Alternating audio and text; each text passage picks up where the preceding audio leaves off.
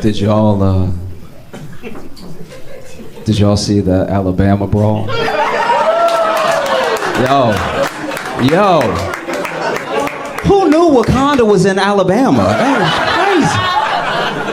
crazy. That was wild. So many people came out of nowhere. That shit was like Black January 6th. That was like... That was crazy. If you didn't see the video, if you don't know what I'm talking about, I'll explain it really quick. Basically, there was this one guy. He was an employee of the place, right? And he was like asking these people to move their boat, you know? So it was a black employee, but he was asking these people who happened to be white that had the boat to move their boat, and they wouldn't move the boat. I don't even know if this part is true, but I heard that the Riverfront boat that was waiting to dock had been waiting for like 40 minutes because these people refused to move, right? So finally, he just keeps going, like, you gotta move the boat, you gotta move the boat. They get out of their boat, they're cursing at him, and he's not backing down. He's like, you have to move the boat. I work here. You have to move the boat. And then they just keep cursing at him. Finally, they put hands on him, and then they start fighting him. And he did his best. He held his own for quite a while. So it's not like they beat his ass, but they were clearly ganging up on this dude, right? And, a lot of people, as soon as they saw the video, they got upset. I got upset once. I thought it was going to bum me out, just seeing like 5 white dudes ganging up on this like middle-aged black dude and everything. And some people were upset about the racial part immediately. But I'm not going to lie. I was distracted. I wasn't. I didn't hate these people because they were ganging up on them and they were white. I hated them because they had a boat. You know what I mean? This isn't just a race thing. These rich fucks with a boat are trying to beat up a working class person. It's insane. Made me furious. And then they started fighting them, and then like other people came, and a lot of black people already saw what was happening. So then when the Riverfront boat docked and other black people who saw what was happening, they all just swarmed. It looked like like that one episode in Game of Thrones where they were losing, but then just more just came down the mountain. It was like, I was like, God damn, okay, wow, send in the troops apparently. I should back up. When the fight started, the initial fight where the dude was getting ganged up on, he just threw his hat. Just threw it, and that almost felt like a signal. As a black person, I didn't know that was our call to arms. I didn't know this was like, oh, okay, all right, we go now. That was wild to begin with. Then it was crazy because then so many people swarmed in, it turned into a huge brawl. And I don't know if you saw a video, but there was one person that wanted to help when they saw him getting jumped so badly that this nigga swam.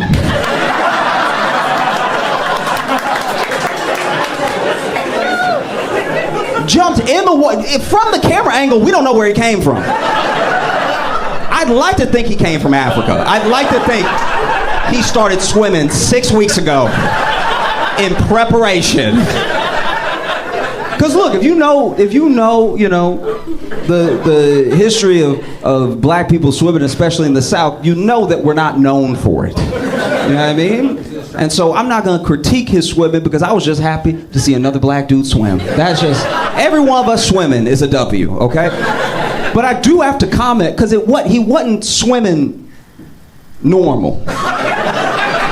Did you see him swim? He wasn't swimming regular. This was not regular swimming, right? This man wasn't swimming to the fight. This man was punching the water till he got there. I knew he was gonna whoop ass when he got out of the water because he would. I've never seen someone punch water till they got to their location. That was so crazy. Go back and watch the video. This man punching with horsepower, like. I've never seen anything like it. And then he gets out of the water, starts whooping ass, everybody whooping ass and everything. So you know that those white people, when started fighting, then started more fighting, they were relieved when the cops got there, but they must have been conflicted because half the cops were black. Like that's a situation where even when the cops arrive, you're like, ooh, whose side are you on? Because I was kind of doing a thing before you got here. You know what I mean? Honestly, that's what's so wild. Because I think also I've tried to put my mind in. I've tried to put myself in the mind of each person that was in the video in a way. Do you know what I mean? Because that's a terrifying thing. To get jumped is a terrifying thing. Then the person swimming. Then I'm just trying to think about every angle that I could think about it from. I'm not gonna lie, that must have been a huge surprise, because you out here ganging up on this one dude with your buddies, and then before you know it, there's just like 50 black people. That's listen, I'm telling you right now, let's say y'all just blinked, and when you opened your eyes there were 50 black people behind me. I'm not even saying you'd be scared, but you'd be surprised.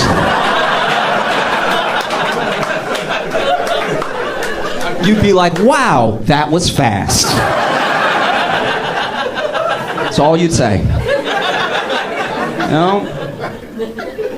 Because that's the thing. That's, I think, the strangest part. One of the weirdest parts. Like when you start watching the video. Let's say you start watching the video. You had no context. Nobody told you what was gonna happen. You hadn't seen any of the memes yet. The craziest thing about what happens is that, especially as a black person, I think some people are curious why black people have been memeing the shit out of it and everything. It's because if you know the South and you know the history of 5 white guys ganging up on a black guy and how that usually goes, you know, especially when they have enough money for a boat. Usually doesn't turn out well, you know what I mean?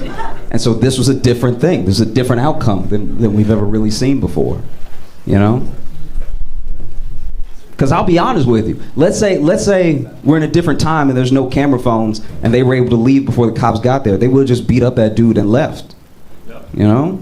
And that's my thing, where it's like, okay, yeah, whoop their ass, we all laugh, we all celebrate, whatever, but like, fuck up that boat. Like, fuck up the... What are you doing? Like, bust up the bow or something. Like, rip a rudder out, please.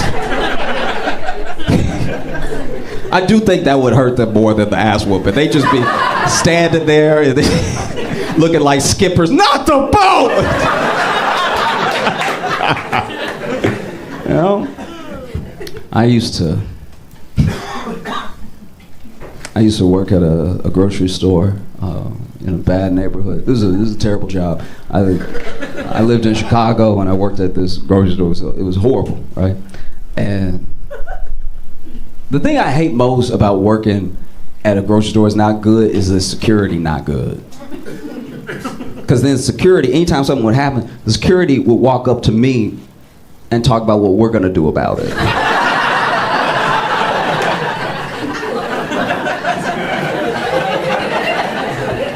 Bro, I do this.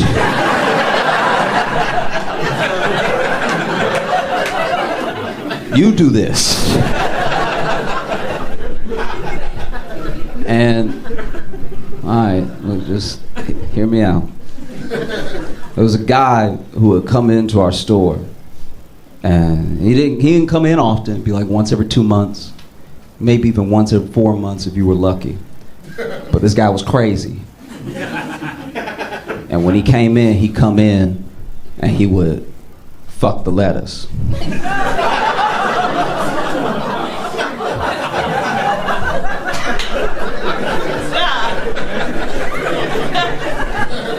I know you're wondering how, let me explain. It didn't have to just be lettuce, but it was anything he could cut a hole in, he'd go to town, right? I worked there. What are y'all groaning about? I had to see this. And so this dude, man, he would come in, cut a hole, go to town. Security guard come up to me. Security guard came up to me one time and was like, he's back.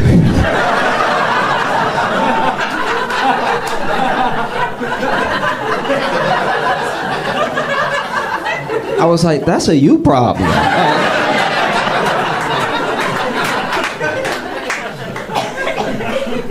And I don't know. This, like, dude was clearly not all there in the head and everything, but yeah, he would just come in, he'd catch a melon or something like that, and just make juice. Like, this dude was.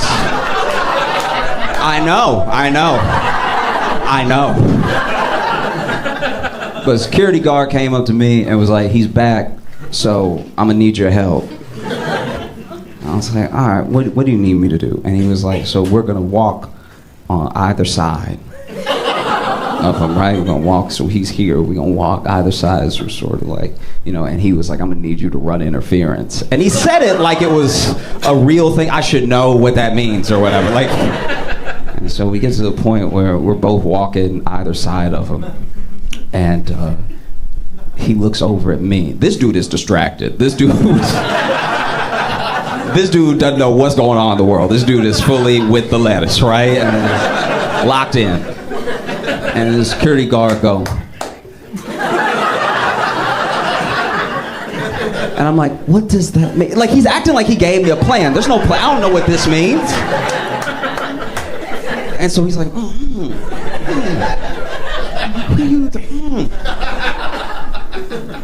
So finally, I just yell out. I'm like, hey, dude, fucking the lettuce. And that dude turned around and faced me. And when he faced me, I was like, tackle him. And then he did. He tackled him. Got that dude to the ground. And you got to give credit where credit is due, okay? You do. To the security guard and to this dude, because this dude was so hard when he got up, the lettuce was still on him. That is crazy. I don't know if I've ever been that hard in my life. This dude got up, hands being held. Like, it's not like he can help out for a quick second.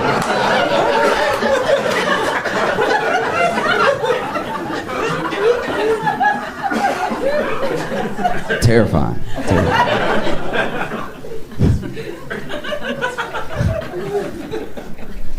I've been thinking a lot about the way that that couples fight.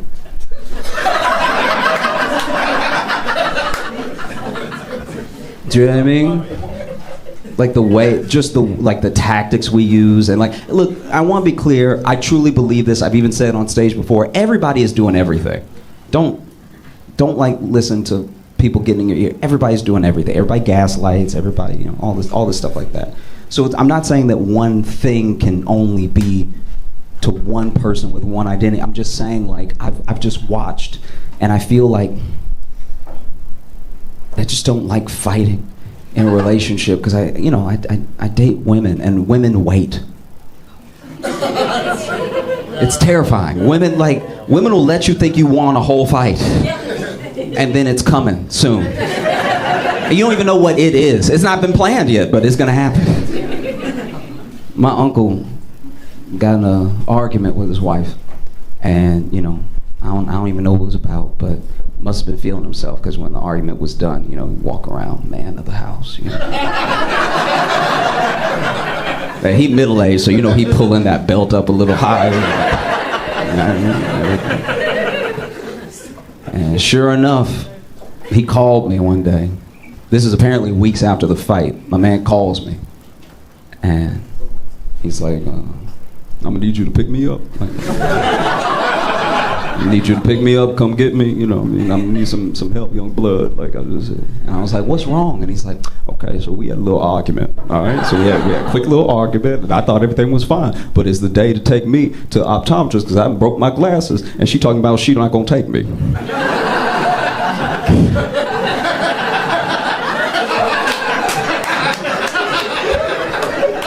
And I told her, I'm like, baby, I'm blind, come on now.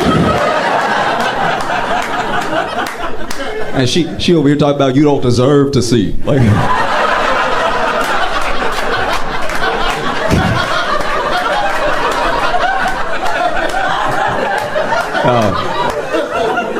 y'all been phenomenal. Thank you so much.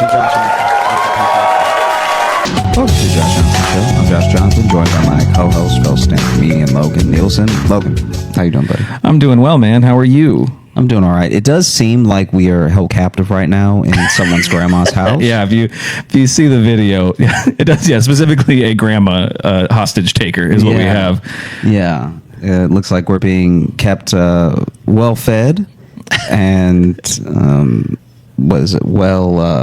entertained with stories. I can't tell if the stories of the torture or the reprieve from the torture, but we know a lot about harmonica playing from the 1920s.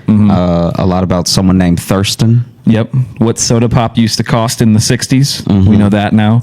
Also, a lot of glass doors. So this is probably one of the most escapable prisons I've ever been in. Yeah, that's true. This just slides right open. That's not. Yeah. No, this is. It's strange because the camera's pretty far away if you're watching the video, and then like the futon we're on. The only way to really sit comfortably was for us to slump back like this. This futon is so uncomfortable. You can tell no one's ever had sex on it. Or too many people have had sex on it. I don't think so. No, I don't think so either. I feel like this one is even the way I'm sitting right now. This is just regular sitting with regular legs. Yeah. That are just both the feet touching the ground and the ass touching the back of the futon. Yeah. And I'm so deeply uncomfortable right now that there's no way someone had pleasurable intercourse on this day. Yeah, I don't know. I keep like having no way of like feeling and looking comfortable. Yeah. I mean, this is an Airbnb, so neither one of us will have to deal with this situation much longer. But yeah, this is the second one. This is not the one I was in last week. This one is better. So I know we're not giving it a great review. It already looks better. It looks better. They have a blender. They do. They have a blender, but they don't have a coffee maker, which is an issue for me. But it's all right. I've been doing instant coffee, and I made it work. But yeah, I just feel like that's one of like the things to put. Like they have that in shitty hotels, have coffee makers. Which I don't get, because if you're in a really bad hotel, why would you want to be awake for it? I'm just saying, it's like fair. It's weird that they give you coffee so you can stay awake and realize what a terrible hotel motel you're in. If you go to sleep, then you realize how bad the bed is and that it needs to be cleaned. Not if you're fully asleep. Yeah. If you're unconscious, you're like, it's not until you wake up that you're like, oh wait, my life is not. Do you remember we were on the road not too long ago and I just picked up the covers and you could see the light go through the covers and you could see how nasty like the inside of the quilt was? Yeah, so okay, how's the best way to explain this? So I feel weird being way closer than you, but I think I'm more comfortable sitting like this. Is that weirder? It's only weirder because from here you look like you're doing a TikTok about me talking. I think I'm out. Yeah, I'm reacting to you, and I set my shot out of focus because I'm out of focus. Just something like this. This is just not great when you're a big guy to be like, yeah, I want to just lean into the shot gut first is what I really want. And it doesn't help too that the lighting is making me look like, I don't know, the wall. Look at that. There's no change. Yeah, you do look like Wall. Hopefully I do some color correction on this. Anyway, sorry, not to be too visual, but that took some doing to set up, and we're both so warm. So, sorry, the thing you were setting up.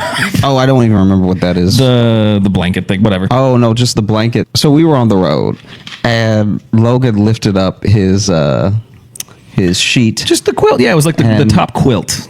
And wow, the light that went through it revealed what's the best way to describe the guts of the quilt?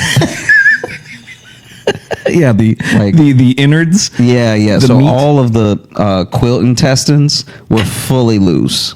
Quilt testins? I know you hate when I try for a pun, but I feel like that's the closest I was gonna get. Quilt testins. Yeah, sure. But yeah, because it was like the feathers in it. I don't know if it was like a down blanket, but it had like the feathers in it. But you could see like where the stuffing, how little of it was left. Excuse me, how little of it was left, and how orange it was. Oh yeah, it was like deep orange to where I thought it was. And the blanket was not orange. The blanket was white. I thought it was washed blood. It was so orange. Yeah, it looked weird. Yeah, it was a strange.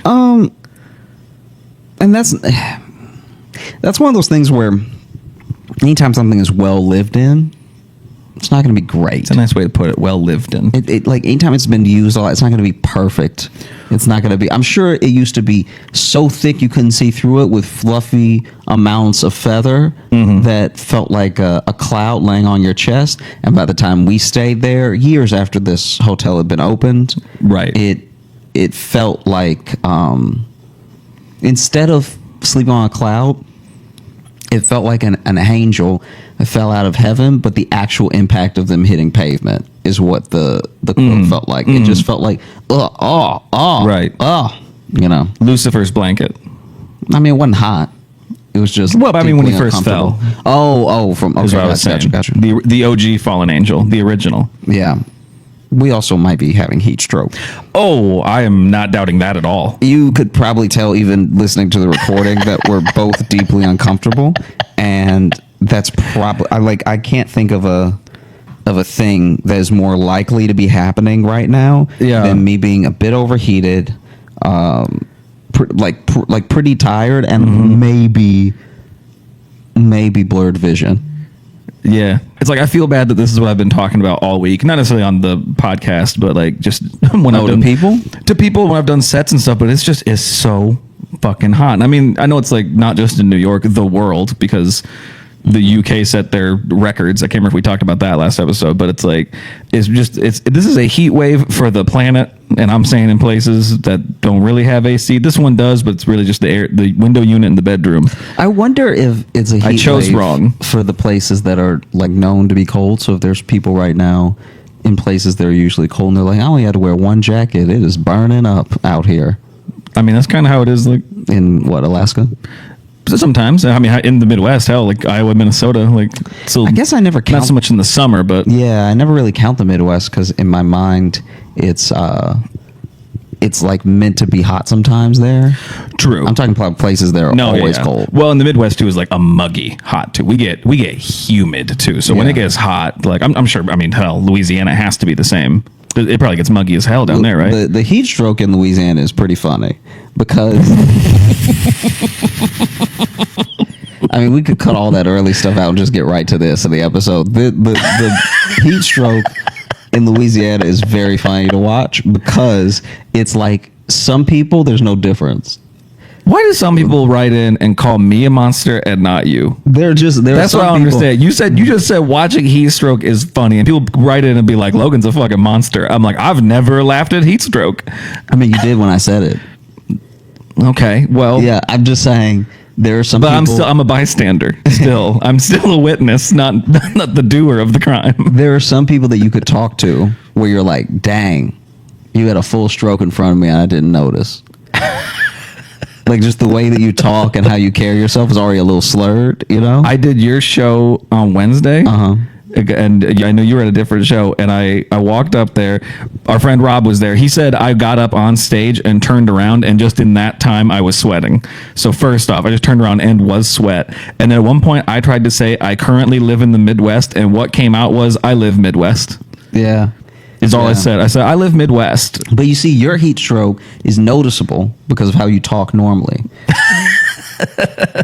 But when you get someone who's like a Cajun accent. Yeah. When you get somebody with some drawl, that sounds like heat stroke. No matter when. That's how. Like if you get it's someone, December and you're like, are you tired? Did you? Yeah. If you get someone that's like, you don't even know what the boys over there was man. You know, with them boys, you know what they're with them boys. Yeah. You know, they're with them boys. It's hot out here with the boys. Oh, you done been before with the boys. The boys? Yeah. Yo, man, I got to rub out that boy. I need some water and go to the bayou. Oh, wow. And then before you know it, they're like slumped over and you're like, hey, is he okay? Like I've watched heat stroke happen in front of me to other people, and not known the signs right away. Like I had to learn them when I was pretty young, and then are you having heat stroke or are you just Southern? Yeah, 100%, man. Like I think that I think that sadly right now in this moment in life, I'm putting together how much a few accents and dialects out there sound like heat stroke. Yeah. Name the other ones. Go ahead. Take our show there. Let's get a new fan base. Let's go and become edgelords. No, I just mean like I think that there are people that I grew up around, especially people in like more of the rural area that had a lot of that French. Yeah. Would have the drawl to pull off some really like slow talking that you can't quite understand. Yeah. So it's one thing when someone's speaking a different language and they're speaking so fast that even if I spoke that language, I'd need subtitles. Mm-hmm. But it's very different when someone's speaking slowly and you're still like, oh no, I'm still lost. I don't know what is being said at all. Yeah. Especially when it's directions. I've been in the car with people where we get a little bit lost and maybe we're in Brawl or something like that. Mm-hmm. And you know, in Brawl, is that a town? Brawl, Louisiana, yeah. Okay. And so they're just parts of Louisiana where if you get lost and you ask where you live directions, they will get you more lost because you don't understand them. And they're probably using like local references when you see the blank. Then not only will they use local references, but they'll also be like they'll tell you a colloquialism you've never heard before. Oh, I love that. When you So, encounter that like- in the wild, a new phrase you've never heard. Yeah. So you're like, oh, you take a stone's throw this far, and then you could just take a left, and then just spitting distance after that. And you're like, these are all. You just give These one. are all like bodily function things that I don't know how that means for a car. You see this, then you just do a little turtle shuffle to the left. Yeah. That's No. interesting. No, it's pretty bad. In lieu of us doing like Scare B&B last episode, Right. I just remembered there were a couple of things that we had previously like not really touched on specifically when we did some of those old review episodes. Oh, okay. And there's just a couple of ones I remembered from some restaurants that like were spillover from, remember that episode we did? Yeah. Okay. And it just made me laugh because we ordered Seamless before we started recording everything because neither one of us had eaten. Yeah, we're like, let's get hot and full. Yeah, hot and full is a great That'll be recipe good. for That'll be energy. good for the show. Let's get hot and full, and let's really lean back. Yeah. Let's really get comfy, sit back with a full tum tum. It would be wild if there's just 30 minutes of this episode where neither one of us are saying anything because we've quickly fallen asleep. Yeah, or And then we you- are having heat stroke and are only understanding each other. Honestly, if I was having heat stroke right now, I wouldn't even be able to tell you. Like, does it come all at once or what's...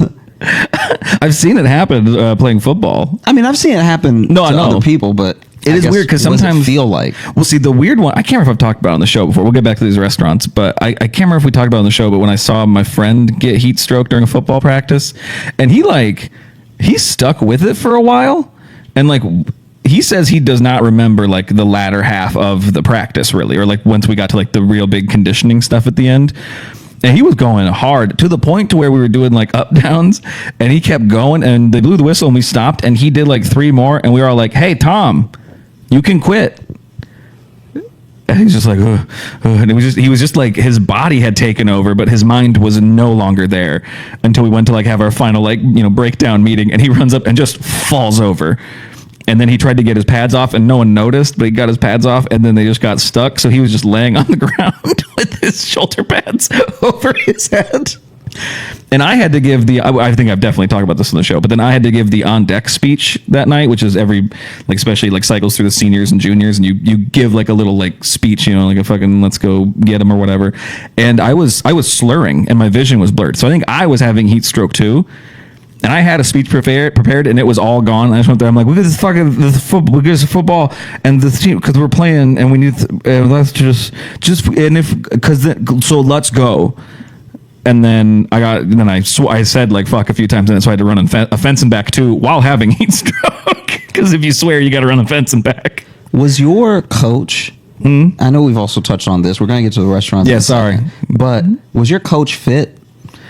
Yeah, they were all pretty fit mostly. Like, in my opinion, you can't coach football unless you're fit. Unless you do There's it, too. nothing like Yeah. a out of shape guy telling me to run. Yeah, no, that they- makes me angrier.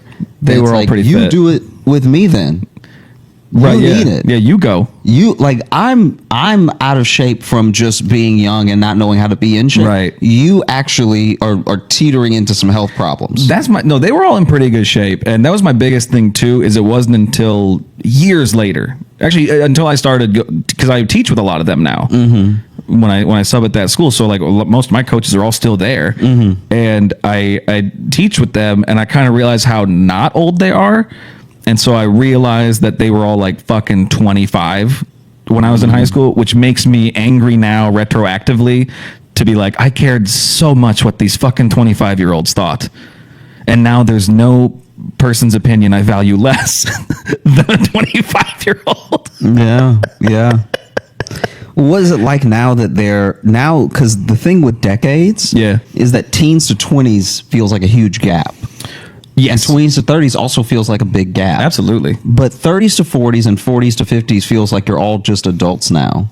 Yeah. So now that you're teaching with them, how do you perceive that relationship of like, does it feel like time has shrunk between the two of you? Like, what do you mean time has shrunk between us? So if someone's 15 and then someone's 25, Yeah. I can see a 15-year-old very much trying to impress a 25-year-old. Well, they look way older than you and feel just way more worldly. Yeah, than you. that's what I'm saying. But now, if you're 35 and they're 45, does it feel like there's almost no time between the two of you? Kind of, now? yeah. We all feel. I think it's also too because they all, at least if they haven't seen me do stand up, and some of them have, but a lot of them know of my career and living in Chicago and stuff. So I think they also. Not that it's like necessarily a respect thing, but they are aware that like I'm doing shit they've never done. You know what I mean? So I think there's a little more of like they're actually interested in my life, and because when you're in high school and you are in a small town in Iowa, you're not that interesting to talk to. You haven't done anything, Gotcha. You're a kid in a small town in the middle of nowhere. So I mean, yeah, I feel much more. I think it's also too not that I don't care what they think. I respect all of them, and I still think they're all good guys. I just have a way different relationship with them now, where it's like now I'm like, oh, I'm a guy they want to talk to now. It's not just me trying to impress them. I'm also like, oh, a guy they like knowing. Most of them. Mm-hmm. So no, that makes sense. Because I'm just thinking about that. How if you knew someone when you were 18 and they were 28, that feels like worlds apart. But then if you're 48 and they're 58, it's like, all right, one of y'all get better prices at movie theaters. That's about it. Right, yeah. As far as like life differences. No, for sure. For sure. And I guess it's more too, it's not even so much that like when I think back, I'm like, oh, why did I care what they thought? It's like, well, they were my coaches and my teachers. You want them to like you.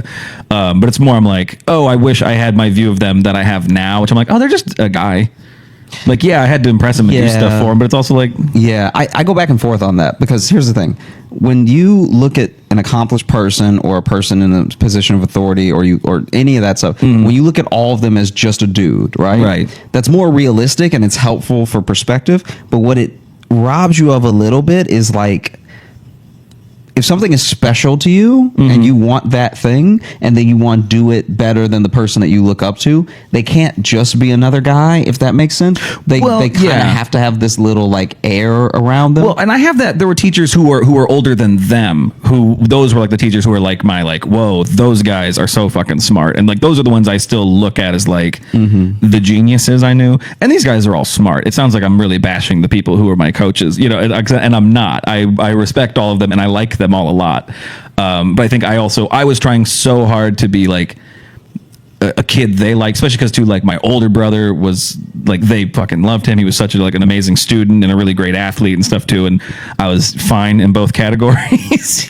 So it's like I'm like I just want to be liked, and I was more doing that rather than like pursuing stuff because I wanted to be good at it, or what I mean. That's what I mean by it.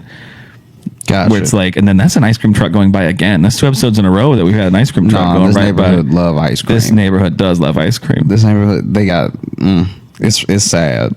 I hear it everywhere I go in Brooklyn. There's so much ice cream in Brooklyn. Nobody really can run for the ice cream truck. Like if you miss them, you're just going to have to get them tomorrow. I mean, it sounds like they go slow. So, because I hear them in just the one block for a long time. Yeah, I remember one time the ice cream. What truck. did we just talk about for a long time? Was I rambling about my coaches? Yeah. God, I'm in my 30s. What is happening? So one time, and we're gonna get to the restaurants, I promise. One time, oh, I hope we don't. When I was in Louisiana, I was like a teenager, and this is when I would do cross country. My mom gave me a key, so when I got dropped off from school and from practice, I could just go in the house. Because it was when I was like old enough that she didn't need to take me to the library after school every day. Yeah. And so, sure enough, man, oof. I remember I got dropped off at home. I went inside and was playing with Rocky or something, and then the ice cream truck for the neighborhood broke down in front of my house. Oh shit. But they just never turned the music off. And so they just were camped out trying to get like someone to bring a tire out and everything. Yeah. And selling ice cream the whole time. So for them it's just business. But for me it's like 2.5 hours of the same ice cream truck music. And you know what's crazy? So I didn't have any noise canceling anything. And so all I could do was loud. Like I could just play music. All I could do was loud. All I could do was loud to combat it. I couldn't noise cancel. I couldn't Bose it. I didn't have that type of money. And so I could just get loud so that I didn't have to hear it. All I could do is loud. It pleased me. I lived Midwest. All I could do was loud. I'm just saying that loud does not. It still penetrated the volume, Right. which is crazy because I was blaring stuff. Because after the first 20 minutes, I'm like, man, I hope that. Because they clearly broken down. Like you saw the guy, Right. His wheel was in a weird position, and he was like not quite out of the street. I wonder if there's something like scientific to the music of those things. Like if they're at a perfect frequency that they can cut through anything. Yeah, I mean, whatever it is, it should be illegal because it's so infuriating. I was getting so angry, and the first 20 minutes I was tolerating it because I was like, that guy's probably having a hard day. Like I was actually trying to be empathetic. Like that dude's probably having a hard day and everything. And then after like the first 40 minutes, I was like, he's at least got to turn the music off, right? Like I can't be the only one. Like I even looked out the window at my neighbor's house to see if anybody else was looking out the window to see if anybody else was like stressed about Surely this. the neighborhood is infuriated. Yeah, right I was like, surely these people don't love ice cream so much that they need the music while they lick the cone. it's not special. Then I can just go to a store. I was getting know? furious. And then after the first hour, I was like, I need to do something. And so I had little earbuds, but they were terrible. They were like the cheap earbuds. Well, and even just because how old were you? Like 13, 14. Yeah, see, at that age too, like earbud technology was not great because even the early like good earbuds hurt your head.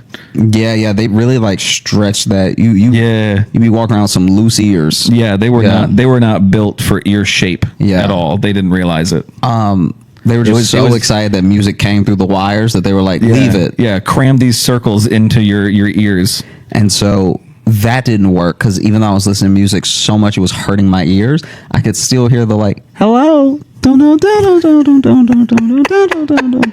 And so then I was like doing a hum on top of the music.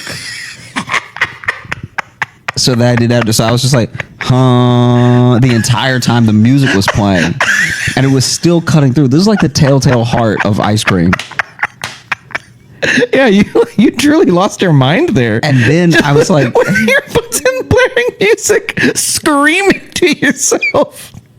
Dude, it was like an hour though. I know. The best would be then if the music stopped and then everyone outside is just hearing, "Ah!" And they're like, oh shit, turn it back on. Nah, at an hour and a half, I take out the earbud because now my head just hurts. I have like a headache from how loud the music was. Well, just humming and then too. It's gonna hurt. I turn the TV on. I turn it on full volume. So like, you know those levels that's ridiculous to let a TV go to, like that, like those volumes that go to 80. Yeah, I'm at like 77.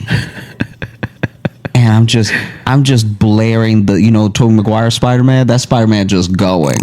But then that's not even enough consistent audio to be cutting out. say that a hero can save. We're not even there yet. We're not even to like the credits. Oh, is that just the soundtrack? It's the movie, yeah. This is the movie, and so even the slow parts. Yeah, careful that you don't unplug that, please. Oh yeah, no, it's just even the slow parts are just straight up blaring. Now the ice cream music seems louder because the movie is so loud. So I'm like, anytime I can hear it I'm like, did he turn up the volume as well? I just love too the ice cream music in the background and then Green Goblin laughing over it. Like, there fucking is again. There's the y'all talking shit. But look, wait. This thing. So you see how it started again? It dips. Yeah, if you can't hear it, sorry, the music stopped for a second because we're hearing the truck go back again. Yeah. Now, what they did in Louisiana in my neighborhood was they like and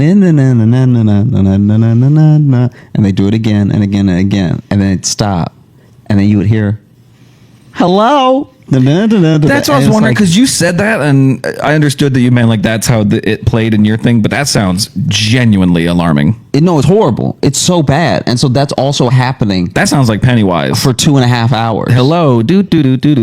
I've never in my life wanted to brandish a gun. Wow. More than when I hit the 2-hour mark. Of that ice cream music, because I was just like, guys, this is now everyone in the neighborhood that's gonna buy ice cream has bought ice cream. You're not weighing anybody else down, right? Like you're not leaning on them hard enough for them to come out of their house and be like anything to make the music stop. Everybody that's bought ice cream is gonna buy ice cream. Anything to make the music stop. Just turn it off. Wow. Yeah. How'd their business do though? Did a lot of people swarm the truck? They got swarmed at first, but then this is my problem. Everyone that swarms you lives here. You were already driving around the neighborhood. You were going to get them anyway. Oh, that meant there were some kids a few blocks away who were really excited for 2 hours for the truck to get to their house. Yeah, I guess so. They just stood there. I guess they just sat there like, just outside. Any minute now. It's got to be coming. Yeah, my mom doesn't like me walking to the edge of the street, so I got to stay here and wait. It's so hot out here. Yeah, I got the money crumpled up in my hand, and I just want them to. Why won't it come? Have you ever seen the fire hydrant get open? Like, not get opened. I've seen it open, but yeah. Oh no! I've watched it this year, especially. They're popping hydrants hard. Oh, I've been seeing a lot of them already going, but I haven't seen like the process. Yeah. Oof. There was one guy who popped it open. I was about to close it, and a guy ran up and he was like, "Hey, just give me a minute." Go ahead. And then took like a full shower with the hydrant. Like people had stopped playing in it. So the guy was about to close it, and he was like, "Hey, let me do my thing." And just let me cool off a bit. There we go. Man, that sucks. Yeah, it has been a hot couple weeks out here. I'm sure it is just everywhere, but you get that. I don't know. That New York sweat's a different sweat. I will say that. I don't know what it is. Yeah. No, I spent this whole time thinking I'd left Louisiana. Yeah, this thing. It's like almost as bad. Like I've been in like LA when it's hot, but it's that, I think it's just that desert hot. It's a little more dry. There's an ocean nearby. I mean, I guess there's an ocean nearby here too, but it hates us. I don't know. It must just be the tall ass buildings and all the concrete. It must just be that. It just it turns into one big hot rock. Yeah. Yeah, I can't even imagine what I'll do if this continues. I have like every time I get back from doing something, I get home and I have to peel off a wet shirt and then just, I don't know, just try anything. It's like, because you can't move. You can't move from Earth. So you can't move from Earth. We're just here. Yeah, and I thought we had more time before the end was coming, but boy, she's barreling forward at us. Oh my God. It's like, this can't be a good podcast to listen to, can it? I mean, we've got, out of the 30 minutes we've been recording, we have 20 minutes that are very entertaining. Okay, good. Yeah. Just checking. Yeah. It won't be until you listen back that you know for sure, but the parts that you've laughed have been funny. I know. I was just joking because it's just us constantly being like, "Oh, it's so hot." Yeah, but it's also hot for them listening. That's true. That's true. If they listen to this in the winter of 2023, it's going to look like a misstep. It's going to look like, wow, they really cared about what was going on in their life at that moment. Yeah. Always check the date of the podcast episode you're listening to just for some general context. You know what I mean? Mm-hmm. It's like when I was like finding new podcasts to listen to, and then you that started a few years back, and then you catch up to like 2020, and it's always like the show changes completely. And everyone sounds a little more confused and sad. And I'm like, oh, yeah, that's how we were all thinking then. Yeah. It's so hot in here, I'm almost positive every one of these plants is fake. That's a good point. There's no way they're alive. No, that one's definitely fake. Probably those ones, too. That one looks plastic. Yeah, for those of y'all who can't see, which is everyone watching. Because even if you're watching, they're off camera. There are 5 plants in here. And I'm almost positive that 4 of them are fake. And the only reason that bothers me is that... Well, also, I'm not watering them, so I hope they're fake. No one's sneaking in here to give them water. I don't like the stolen valor of fake plants.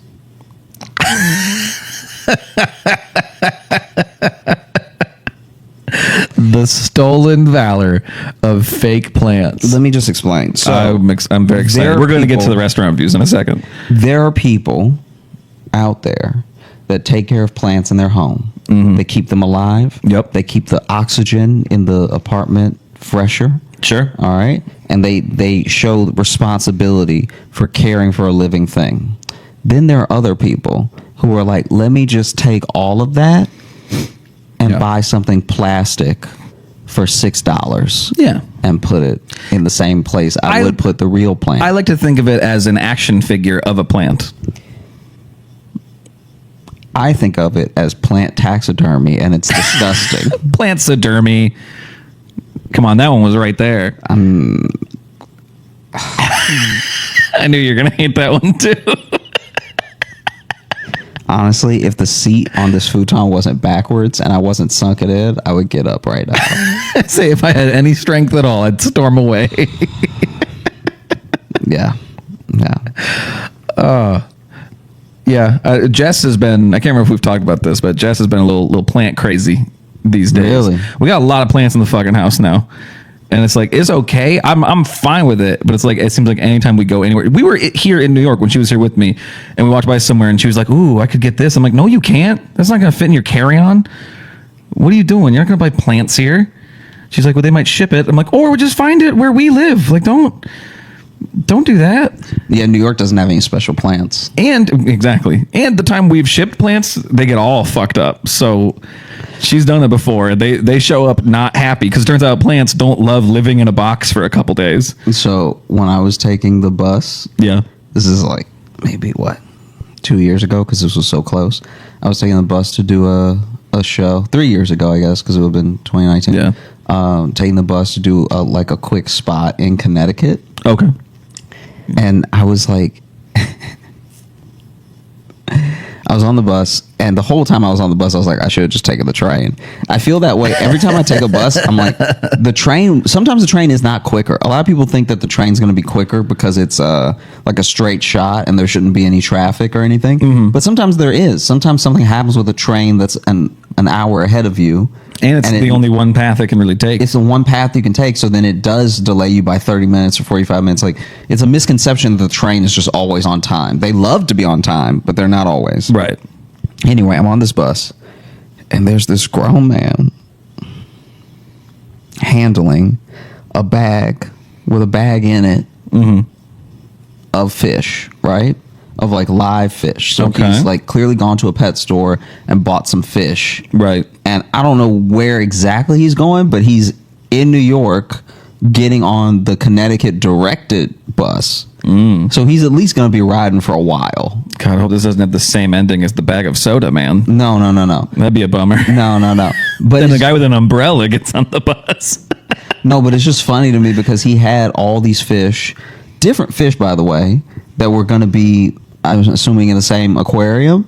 And he was like an aisle over from me. And so I was just like casually looking in the bag as he was handling it because he kept adjusting them. Like, he kept like putting one that was at the bottom up at the top and like taking them out and putting them back in and stuff like that. And I was taking. So they were like a bag of goldfish, right? A bag of the little bitty, whatever you call them. They've got a little color to them, and they're like faster than goldfish, but they're much smaller. Okay. Let me see. I mean, I know you don't care about the actual type, but like, it was like, imagine a goldfish, right? And then these little things that are just like, they usually have whole schools of them in some aquariums, right? Yeah, couldn't tell you what they're called, but and then what I think was an algae eater because it was like a little long and had the like flat mouth, not just the flat mouth, the color. A fish with no chin. Yeah, fish with no chin, glass jawfish. Just that flat neck. The pattern on it was like an algae eater. And so he kept just taking the bags out and putting them on top of each other. And I was like, like that was going to do anything? I don't know if he was trying to keep them warm or cold. Like, it was just him moving them around a lot. I don't want any of them to feel superior to the others. Yeah, I want them all to know that at any point in their life, I could change how they live. You ever buy fish just to play God? I have a feeling that's why some people do, actually. Yeah. Same with plants. You just want to feel powerful. Yeah, you want to watch something die in your apartment that you're allowed to kill. Yeah. Yeah, and it's not as grim as, other pets. You just walk by the plant like your days are numbered. What's the thing? It's like, I remember one time Jess was getting angry that one of her plants like kept doing bad, like, and she was doing everything right for it, and she's like, "This plant's gonna fucking die." I'm so disappointed. I say, "Don't they tell you to talk positively to the plant?" And she's like, "If it would get its fucking shit together." I'm like, "No, but maybe that's what's killing it." Yeah. If they keep saying you should be positive to your plants, and you're meanwhile you're pouring water into it. Just live, you piece of shit. Yeah, you're really being like a step parent to this plant. Exactly. Yeah, the plant knows you don't love it. Yeah. You're just trying to. You're just doing your job. You're trying to get with its mom. You know.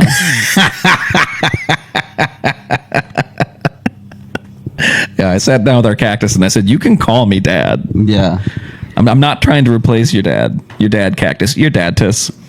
Yeah, that's one of my favorites. Now that I'm like getting a bit older, I have friends who are dating people with kids for the first time. Oh yeah. And one of our favorites is, well, You ever dated anybody that had a kid? nah, Okay, me neither. nah. But I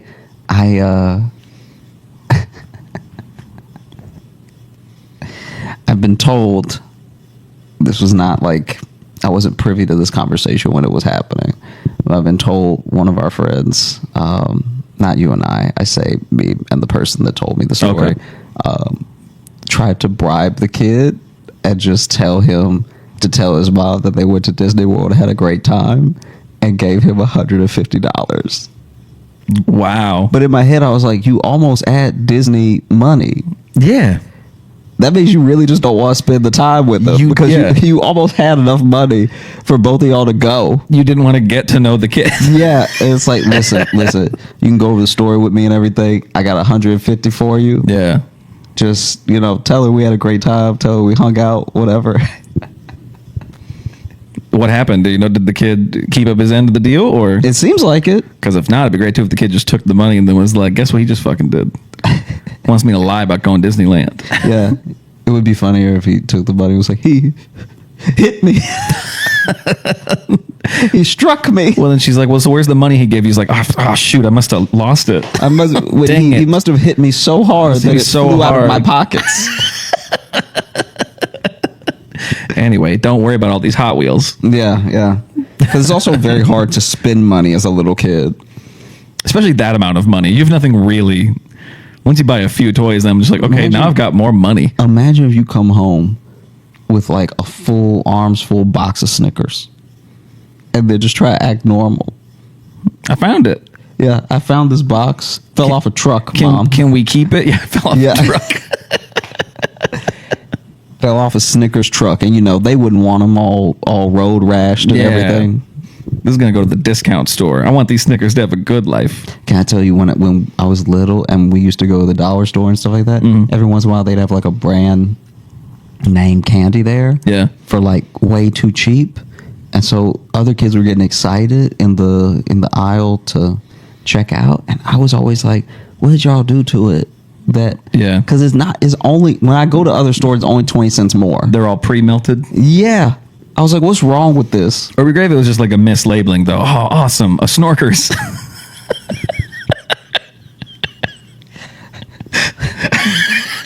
It's like, oh man, Mom, can you give me that Twiddlers? I can't wait to eat this Malky Walks. Yeah. Wow. This chocolate is so spicy. This Herschel's bar does not taste good. Give me a handful of Scuttles. Yeah. Scuttles would probably be fire though. The Scuttles, I bet. Yeah, Scuttles sounds like the people who lost the lawsuit to Skittles that actually came up with Skittles. Yeah. Like someone tried a Scuttle and they were like, I'll just take this home in my mouth without chewing. And then they just spit it out at home and try to figure out the recipe from there. Right, yeah. A Scuttle is made with real fruit. Yeah. It's actual fruit flavor. Yeah, but that's too expensive. So they went with what? Titanium dioxide. Some red 47 or whatever the hell. Yeah. So the restaurant reviews. Oh, okay. So it was just this restaurant review that made me laugh because it was to like southern seafood place, and they were complaining about the wait, which is a valid complaint. Like they were like, wait time was extra long. Damn, this is how fucking hot and melty my brain is right now. I'm like, what? Like the fish was too light? I literally was like, they were complaining about the weight. Like catfish supposed to be heavier or something. That's how fucking. Maybe you do have heat stroke. I think so. Maybe that should be the title of this episode. I think the name of this episode, I already thought the name of this episode would probably just be Josh and Logan get heat stroke. I'm fine. Yeah, I'm good. You're the one that's all. No, you said some shit earlier. What did I say earlier? I don't know. What did I say earlier that I didn't mean? I stand by everything that I've said. I've meant everything I've said, but you've also left out some words. I don't know if I believe you. All I could do was loud. Yeah, but I would say that even if it was freezing cold in here, all I could do was loud. Okay. Yeah. You acted like you've never made fun of how I've said things before, and I'm only talking like this now. I don't know. If I didn't have my history, then yes, I'd be like, you should call an ambulance. But because I talk the way that I talk, this is par for the course. So, yeah, they were complaining.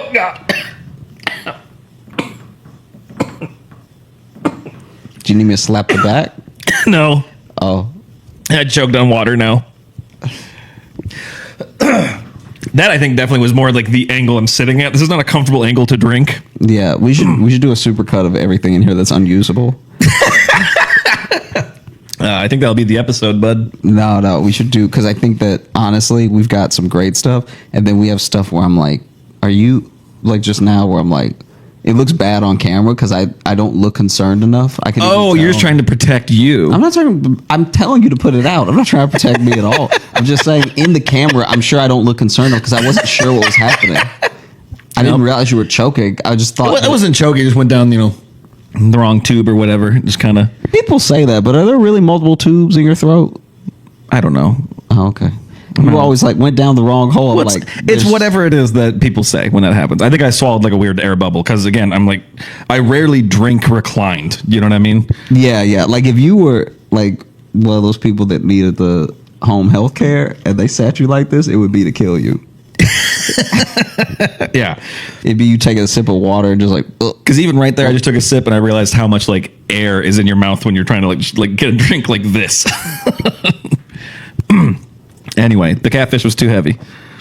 I mean, it's barely worth doing. No, anymore. come on, we're here. So the catfish was like, the catfish was fine. The wait time to get in was very long, and then the wait time once they sat down was just as long. So they were like, well, why aren't we still like? What's the point of even waiting inside if the wait time is going to be as long as we were waiting to get in the restaurant, right? Right. And then the food came. The catfish was good, but every other side was insane. Was like their mac and cheese was like clearly some of the macaroni had been cooked all the way, so it was crunchy as hell. And it just made me laugh. That's cruncheroni. Just you're good. Yeah. Don't worry. It's a new cool thing we're doing. And this person said in the review that they chipped a tooth on the mac and cheese. Oh, damn! Like they broke a crowd in the.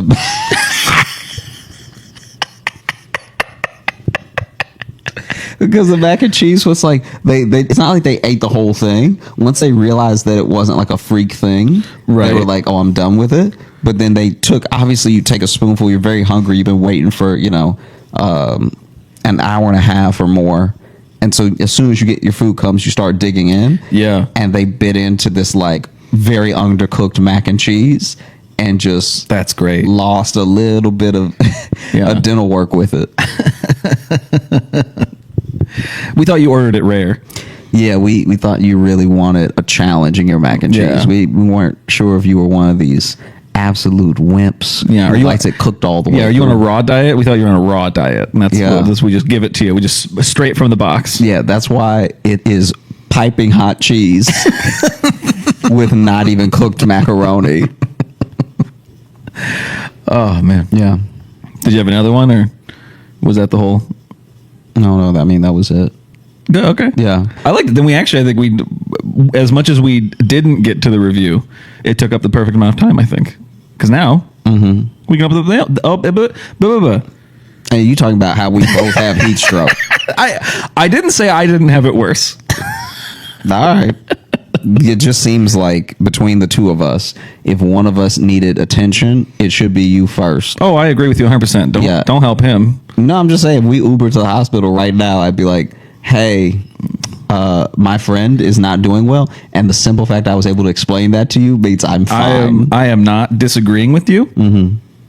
I'm just saying we both need an IV, I think. What have I done? I like that you're fit as a fiddle. I like that we spent most of this both so healthy, complaining about how hot and uncomfortable we are, and now you're pretending like everything's great for you. I'm not saying everything is great. Almost everything is great. All right. Well, let's open up with them Let's see here. I've got a couple picked out. This is from Buko, who is it Buko or Buko? Because spelt. I'm wondering if am I supposed to put more stank? I think it's Buko. Okay, I just can't tell if it's like because like it looks like the word book. Mm-hmm. You know what I mean? So it's like Buko is different than Buko. You know what I mean? I'm just wondering. No, I'm with you. I just think you said it right the second time. Okay, cool. Yeah. That's why I just wanted your opinion. What I like about this already is that we've pronounced their name several different ways, and then We had to have got it right at some point, and now the way they open up is funny because it's lots of iterations of our name. That is true. I didn't even see that. Yeah, this one is titled Advice, and it says, Hey, Jogan, Lashi, J-Lo, Squeaks in Toontown. This is Buko. I wanted to suggest that y'all start an advice segment on the podcast. I think you did really well when giving advice during the mailbag last week, and think that should be a regular thing you do. That was, I think, off of the relationship advice we'd gotten into. Also, Josh, get Logan's face tattooed on you, or y'all can get matching / complimentary tattoos. Like Logan gets a little man holding specs, and Josh has a little man that's squinting and tripping. I just got my first tattoos less than a week ago, and they aren't that sore. Now, last part just seemed like a brag. Yeah, that does seem like I just don't feel pain like some of y'all. Yeah, I'm doing great, but you two are scared of needles. Also, if we're asking for advice, I don't really know how to flirt sober, and I want the lady that did my tattoo to be my girlfriend. She's very pretty and really interesting. Kind of older than me, but I don't really be dating people my age, which I think is okay because I'm an adultish woman. I'm 21, so you don't think I'm a minor. That is probably good clarification to put in there. Because if you were like, I'm 15, I'd be like, oh, don't worry, you're gonna strike out with everyone for the next 10 years. Should leave her alone. How do I start talking to her? Because I have her number. Thanks for the podcast. I love it. And you guys, my mom loves it when you aren't swearing. Sorry, that's mostly at me. My friends love it because we have the same sense of humor, and I've put a few ex-boyfriends on game. Thanks for being the sun in my stormy weather. Kind regards, Buko. P.S. Sorry this email is so long. Not that long. I think you did great. I think you nailed it with the email length. So if I could tackle the question first real quick. Okay. To me, it really depends on one caveat. It depends. Do you have their number because they gave it to you, or do you have it because they do your tattoos? Because if it's just because like they're the person you hit up for like, oh, here's what I'm thinking of getting, lining up the appointment time. Because I know people who have that. They just have like their tattooist number. So if you have it strictly from that business transaction, you may want to leave this person alone unless you have a personal relationship with them. If they gave you your number because you guys like hit it off and then exchange numbers to like talk, then that just changes it. Then you are open to a conversation, I think. But I think otherwise it's a little bit of like, trying to hit on a waitress because they're being nice to you. And it's like, but that's part of their job, Yeah, I slightly disagree because I think that if you have their number in a professional setting, right, but then you strike up a conversation that's light, so not even directly getting to. Oh yeah, I'm not saying it's undoable. I'm saying it just changes how you do it. I think that if you can bring up light conversation that's not tattoo related while having their number, no matter which way you got it, then there might be the possibility for a coffee or a lunch or a chat. Right. I think that it's kind of like when you're in school and. Especially when you go to a small school or when you're in a camp or something, and they just give everyone's numbers to everybody. That's not the same as having the person's number. Yes. You know what I mean? Like if you go to camp with someone and you're all camp counselors, and so you have all the other camp counselors' numbers, that's not you having her number. Yeah. Because she won't know that you're calling because it's you when you call. But if in any form you were given the number specifically, and then you use that number to have a light chat that's not in any way romantic or about meeting up, just like, hey, I thought this thing was funny, something like that. I think if that is reciprocated, then now you can see an open door potentially, right, for a meetup that is lunch. I think any approach that takes it slow is kind of fair. And leads to no one being uncomfortable. And then also, if you're talking about how to approach people, hit on people sober, I would say that, especially since this is your tattoo artist. So this is her tattoo artist? I believe so. Okay. So this being her tattoo artist, you just roll up and you're like, hey, baby girl, you already been sticking it in me. Jesus Christ. What? This entire time? Don't say that. Don't say that to them. It's nothing you haven't seen. All right. We would just be doing what you do, but a little slower. You've already been in me and causing me pain. We basically married. Yeah. Let's do this together. Yeah. So read to me again the part hitting on people sober. What else was that? All right. So I don't really know how to flirt sober, and I want the lady that did my tattoo to be my girlfriend. Okay. She's very pretty and really interesting. A little bit older. How do I start talking to her because I have her number? And again, I think if she gave you the number because you guys were like chatting and exchange numbers for even whether dating and or just a friendship, then I think you're open to just friendly conversation. So my thing as well, when it comes to approaching people sober, I think that people who need to do it slightly tipsy or with like a little bit of that liquid courage are forgetting and overthinking that these are just people moving through the world like you. So I understand the intimidation because I've had to approach anyone that I've ever approached sober. I've had to ask anyone out that I've ever asked out sober. So I get that there's a little bit of a fear of rejection, and then there's a fear of embarrassment. But on the other side of that thing, even if it were to happen, is just you knowing where you stand now, which is better than wondering and hoping and overthinking and everything.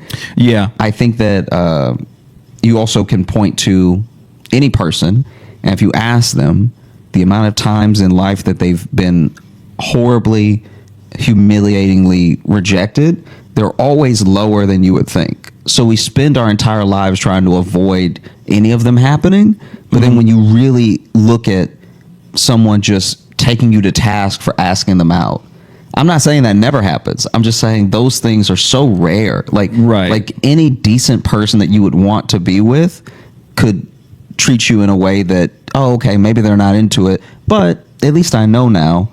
Yeah. The fear that we have about approaching people or flirting or like our intentions being misrepresented always through our imagination take such a worse turn than they usually do in real life. Well, I think it's because too the hardest part about approaching sober, and I think this is why a lot of people like to do it with liquid courage, because it does literally give you that like confidence, because one of the hardest things is being confident in yourself, and that's what it always takes, is like, what is the part of you you're most confident in, the most part of your sense of humor that you're like, I think I'm actually funny in this way, or blah blah. It takes a long time, any of us, even us as comedians, takes a long time before you feel like really comfortable just being yourself in the world. And that's why I think a lot of people like having that liquid courage, because it kills some of those.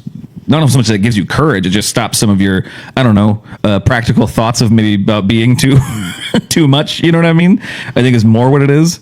So it's like, and I know especially like 21, like not saying you don't know who you are, but that's a tough age too, to sometimes, because you're still just kind of acclimating yourself to like out on my own adult life. You know what I mean? So it's like whatever parts about your personality that you're just like, and you might initially be like, I don't like my personality. That's fine. Get past that thought. What are the things about you think are the most appealing? Like for me, it was always like, you know what? I do know I'm funny. I know not everyone finds me funny, but I do know I am funny, and I can lead with that and be confident in my sense of humor. Not trying to be jokey all the time, but being confident in my sense of humor and be like, well, if they don't like it, then they're not going to like me. And while that might hurt sometimes, that was always enough for me to be like, oh, well, then I won't pursue this person anymore because they don't really get what I'm talking about. Doesn't mean they're dumb or anything. Just means like this will be a hard relationship if I'm constantly making these jokes and they don't like them. Mm-hmm. You know what I mean? Like it's that high risk, high reward kind of situation. Yeah. So I would even say that sometimes I've just seen from the outside looking in that sometimes even when people try to flirt while they're not sober, they're not really flirting the way they think they're flirting as well. So it's not like you can ever it's best to take these things head on emotionally, because it's not like you can cheat the system in a sense. Does that make sense what I'm saying? Yeah. Like I've known guys who had just trouble around women, And so then they like get a little tipsy because they were nervous about asking someone out. Right. And then they ask them out way too close to their face.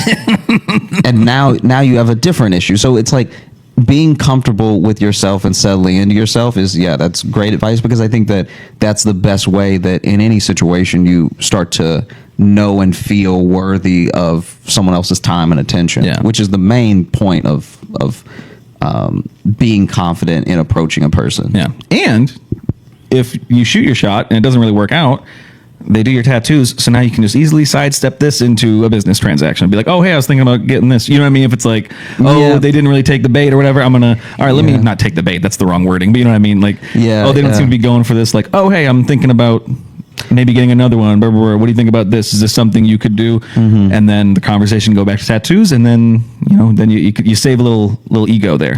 Also, all of life is like practice for other points in life. And so just facing that sort of, quote unquote fear, but like facing that aspect of fear and asking that person out is better practice even for the next time you might have to do it, or and the next time you might have to do it. And also, if she's an attractive tattoo artist, she has been hit on probably so many times in way worse ways. So whatever you do probably won't be the worst. I can see that. Yeah. There's definitely, probably hardcore like bros who've really tried to be like, yeah, hey, since you're down there, that kind of shit. It'll be those kind of assholes. You know what I mean? Sure. So it's like, I don't know. Yeah. I just think that practice thing is huge, because I think that eventually you get to a point where you feel comfortable, even if it's just through repetition of like shooting your shot. Yeah. So we hope that helped, and hope it all made sense. Wouldn't it be wild if they wrote in the next week like, hey, you guys probably shouldn't give advice anymore? Like, that probably shouldn't be an aspect of the show. Hey, we weren't asking for it, so it's all good. This next one here, this is from Calliope, and can I be honest with you, even non-heat stroke brain, I know what that word is. I know what the word Calliope is. It always reads wrong in my brain the first time. It always registers as Calliope the first time, and I go, that's not a word, and like I have to do that every time I read that. That's just a little fun fact about me. But anyway, this one is called Thank You. Hi, Toontown and Squeaks. First off, hi, my name is Calliope, and my pronouns are he, they. These past couple years, I've been struggling with coming to terms with my gender and sexuality, and my family being very openly against the LGBTQ plus community hasn't helped any, for obvious reasons. I found comfort in comedians, and Josh became one of my favorites very quickly, and I started showing his videos to all of my friends. When I found out about this podcast a few months ago, I can say without a doubt that I felt much better. High school has been tough, and I'm moving to a whole new state soon, but you guys have helped me deal with it all. Anyways, thank you both for helping me through this weird time in my life. When I listen, I don't worry about any of my issues, and I think that's neat. That's all. Thank you both. From Calliope. Oh, also, 10 million jangles out of 3. I know it's not the most jangles we've gotten, but I think by ratio. I think by ratio it is. It might be, yeah. 10 million out of 3, I think, is way more than the other larger groups of jangles we have received, I think, actually. I think so. I think ratio-wise, you're winning in that one, Calliope. Yeah. Glad to hear that. Sorry, things have been tough, and I know I've moved to new places, especially when I was even when I was younger than high school. And it is there's nerves to that, but like the one good thing is like, but you get to be a fresh person to all of them. It's like you get to truly make a first impression, and especially being in high school, you're old enough to kind of know what that's going to be. Because I did it when I was in like 3rd grade, and that's like, well, look back now, I'm like, maybe I was too much, I was in 3rd grade. I wasn't really thinking about it. Yeah, I feel like as well, moving to a new place and everything that you're going through. I mean, I'm really glad that the podcast and comedy are an outlet. Like, I know that they're always an outlet for me when I'm feeling any particular way. I think that comedy is such a great, like, it's not even just laugh as a distraction. It's like laugh as a means to break down an idea. And so, I really hope that the podcast continues to be that for you, and that things get better quicker, because they get better, period. But sometimes while you're waiting for them to get better, it can feel longer than the process is. Like, I think back to high school, and high school to college was such a great transition for me, where all the qualities that I felt like made me made me self-conscious in high school, all of a sudden were all the things that propelled me in my like college years. Yeah. And so I think finding out more about yourself, and knowing the people around you and how they fit into how you see your future are all very powerful tools in the journey to self-actualization, because there are some people that, you know, they're not going to fit in to what you see for yourself the way that you think, and so keeping those things flexible is always good. You know, there are people who I think if I had held on to, even from early on, if I had held on to them, I might not be like a confident person, or I might be like you have to both be accepting of people the way you want them to accept you, but also accept the reality of what that person is like. So always offering up the means for them to make changes, but also not expecting them to wake up one day and just get everything the way that you would like for them to get it, you know? Right. Because I think that leads to a lot of disappointment in relationships, both like romantic and family, where you're like, why don't they just get it? And it's like, there's no telling why they're going to behave the way they're going to behave. They have a whole set of human baggage that they carry. Yeah. But I think that all you can do is learn more about yourself every day and find positive outlets. And I'm glad that we can be one of those things. Yeah. And also in return, thank you for sending in that message, because the people that send those messages saying like, this show helps them, makes them feel better. It's that cyclical thing, wasn't it? It makes us feel better about doing it and knowing that like it's, while we're fine if it is just us sitting on a couch talking, it's nice that people get something out of it. So it's this fun thing where we all boost each other by being a part of it. You know what I mean? Grandma's couch talking that we're clearly being held captive at. That we're making the best of our hostage situation. Yeah. Let's read one more. This one says, this is from Sierra, and I'm reading this one mainly because it's July 28th in Philly, which this episode will come out July 28th, and we will be in Philly. Okay, wow. And so, hello, Concussed King and Wedding Wanderer. I like both of those. Those are pretty good. Yeah. The Wedding Wanderer sounds like a Game of Thrones thing. A little bit. I've emailed before, was there during a live show where we talked about school lunches, and you got to see Josh in New York City earlier this year. Oh, and they got to see. That's a picture of y'all, it looks like. Oh, sweet. There we go. But yes, I do remember the one we talked about school lunches on the virtual live show. But my birthday is July 28th, which would be today. So happy birthday. Happy birthday. And imagine my surprise when I heard that both of you are performing in Philly that night. I bought the tickets immediately after they were announced for the front row. And because it's my birthday, my friends and my boyfriend are being forced to come. So I hope they have a good time. Yeah. It would be wild to see like two people having a good time and then three other people like just I hope to have a chance to talk to you both after the show, especially because last time I was really anxious to talk to Josh, like he was going to ignore me or something like that. I don't know. Anyway, I'll be more prepared. My question is, has Josh gone roller skating before? And if he has, is he any good? I've recently bought my own just as a hobby, and I'm okay. But when I go, there's always this old black man and his friends who synchronize skate, which I find a little cheesy and cute. Please take no offense, but I feel like that's Josh's future. Can't wait to see your show. P.S. I've shaved my head since then, and I'll be overdressed because it's my birthday, and I'm not letting the fact that it's a Thursday night hold me back. Also, I'm unfortunately the pale one. Oh, in the photo. Okay, I know you're gonna do it your birthday. Please do not show up very drunk. If you reserved your front row ticks, please don't make us have to handle you.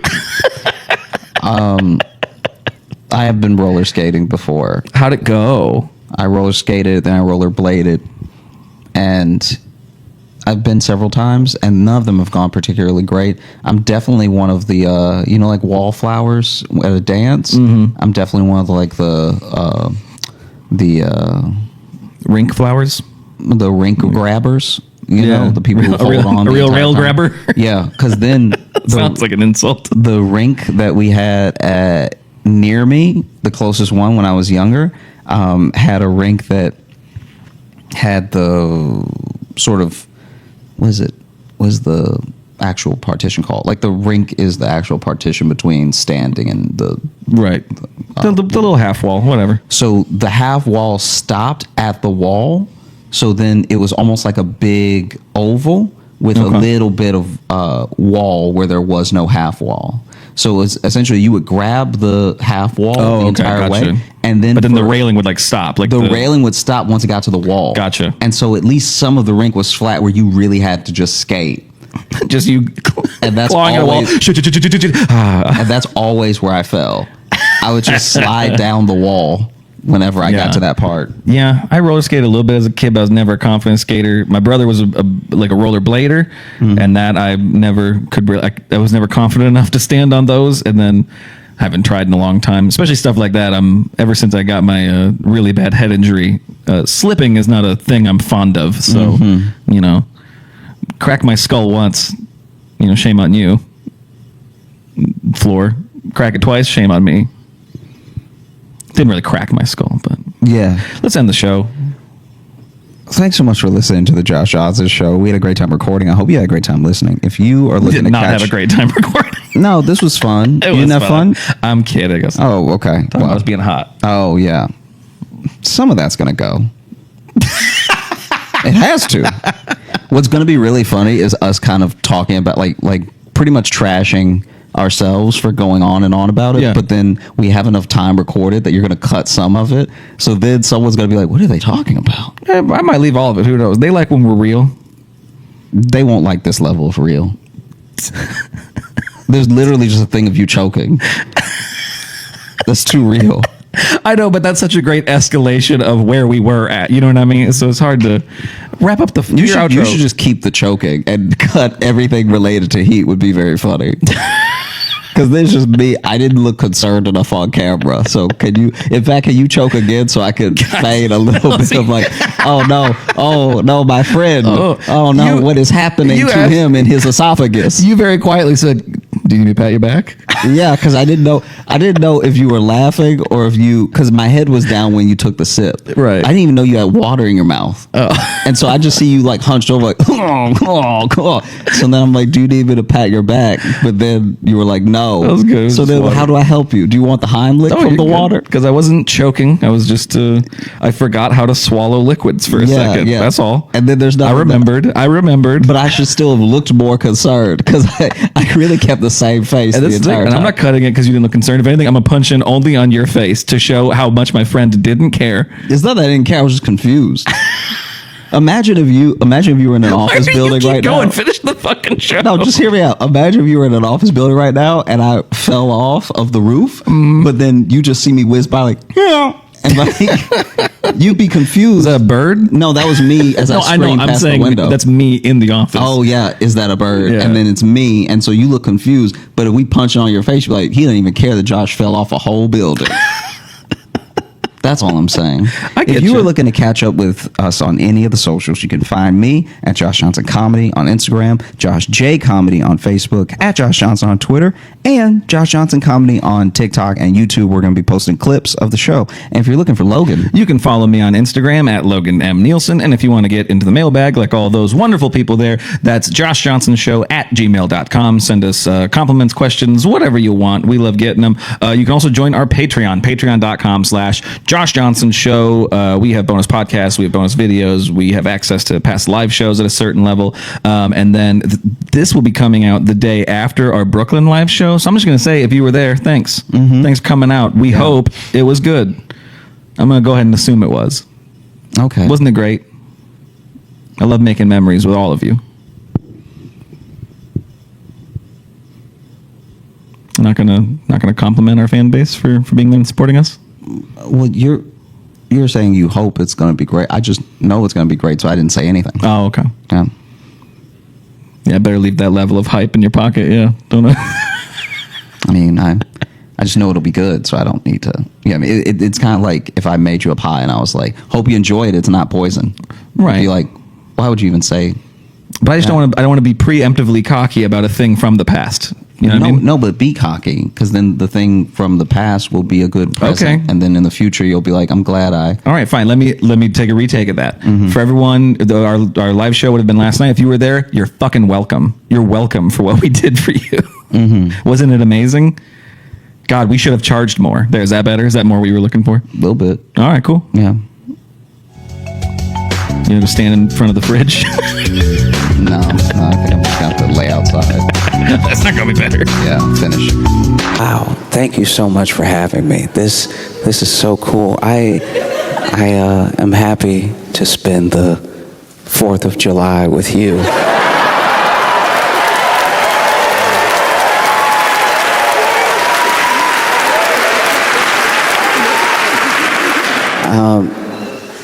Maybe you're not aware of some of our customs on the 4th of July. One of them that sticks out is a hot dog eating contest. And I've been traveling the world, and a lot of people think that they know what a hot dog is. They even think that they have their own version of a hot dog. And as I've traveled the world, I can honestly say that no, you don't. Because you all here, I'm not going to pronounce it correctly, but you have bratwurst. That's not hot dog at all. That's good. You have to understand, to make a hot dog, like bratwurst is beef or veal. It's a meat with herbs and spices in it, cooked well. A hot dog, especially in America, a hot dog is something that to make you first have to find. And when I say find, I mean like putting together a proper hot dog in its casing and to serve is a lot like a witch's spell. You have to find meat that's first on the floor. It's very important this meat is on the floor. If the meat is not on the floor, you might not be making a hot dog. You have to find this meat that's on the floor. You have to couple it all together. You have to push it through this machine. And bratwurst, once again, beef, veal, you can only hold together a proper hot dog with hate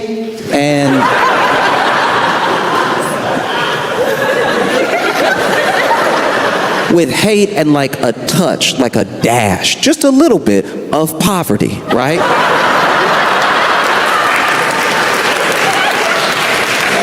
So you have some hate, you have, you can get a side of anger in there too. And then you put it together into a hot dog, you wrap it up nicely so it looks like it might be edible.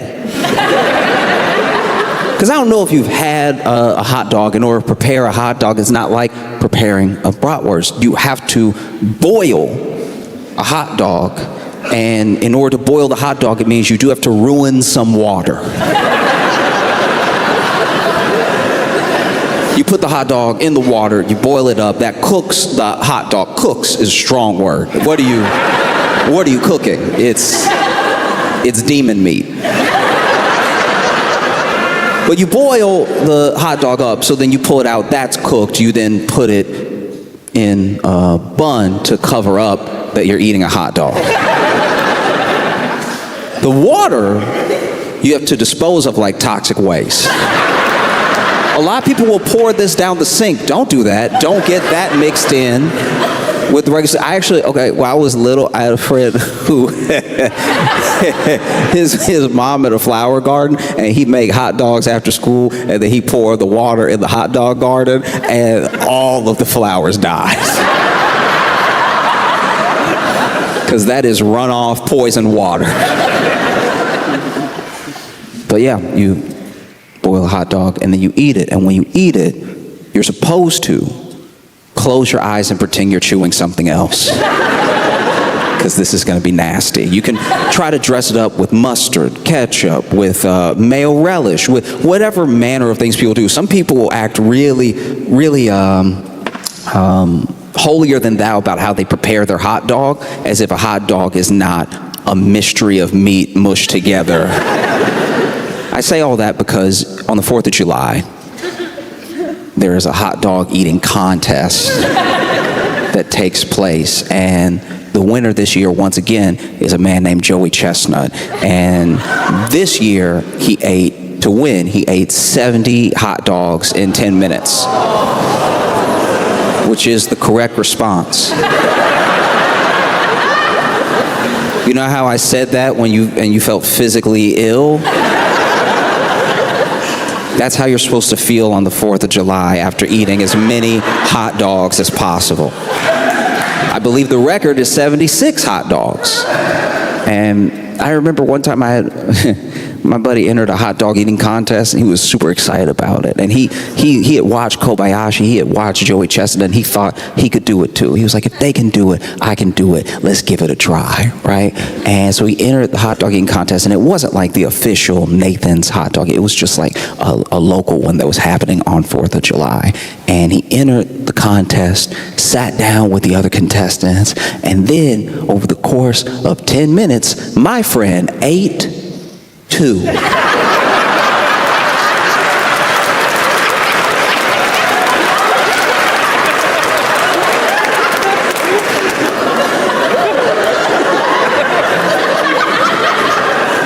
This man ate 2 hot dogs in 10 minutes.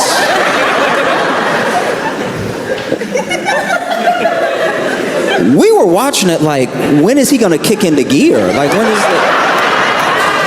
There are other people that are literally like swallowing hot dogs like, as fast as possible. There was one dude that was this was incredible. He was screaming hot dogs down, right? He was like, oh!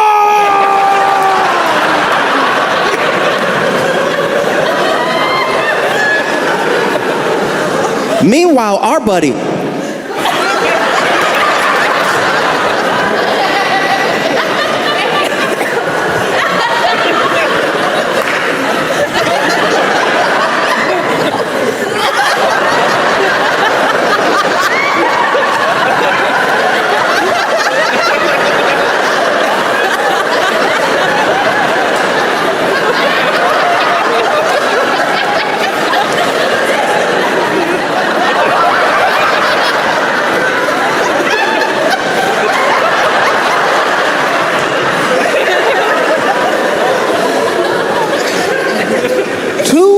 hot dogs in 10 minutes. We went from cheering to booing.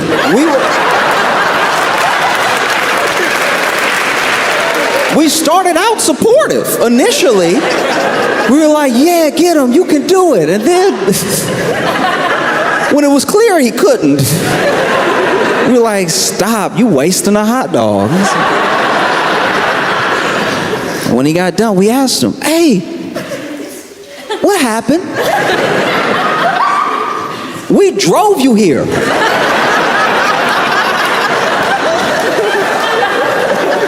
You the one who wanted to go way out the way to enter this contest to waste everybody's time. 2 hot dogs in 10 minutes is not a contest, that's a meal.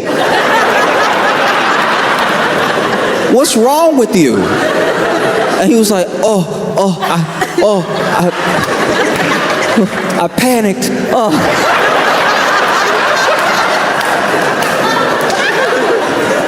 What are you panicking about? He's like, I saw everybody else do it, and they were so fast. I was like, how are they not choking? And then I remembered I might choke, so then I started chewing extra. I was scared to choke. I was like, if you would at least choke, then 2 hot dogs in 10 minutes would be more reasonable. You got people over here fighting to get hot dogs now. He over here chewing responsibly.